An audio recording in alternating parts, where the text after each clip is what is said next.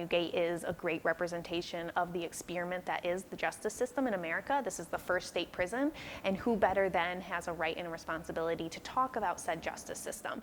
And that's the first state prison like in the nation. There's one other contender in Pennsylvania, but we precede them, if you will.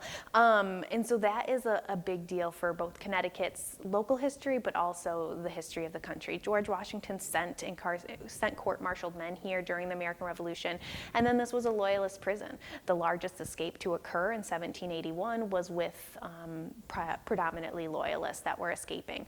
So at the time when America's fighting for their political freedom, their freedom and rights, they're incarcerating people for their own political ideology. And that says a lot about our justice system, and again is just something that we need to critically think about. Who are we criminalizing at what eras in history, and why? What does that say about our society? And so Newgate is a great little sample size of that, whether we're talking about race or we're talking about sentencing and the crimes that are bringing people here.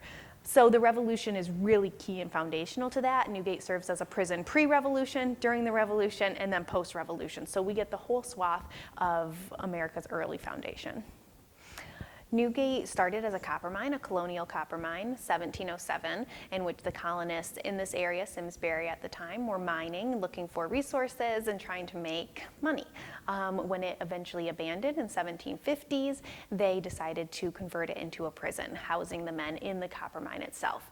That operated as a prison from 1773 to 1827, at which time there was some mining endeavors a little bit in the 1830s, and finally it's been a tourist attraction ever since that era. And so I want people to not necessarily have the answers walking out of here, but to know that prisons do not need to be removed from society, but that we can critically think about them, and we have a duty to do so in our democratic experiment, if you will.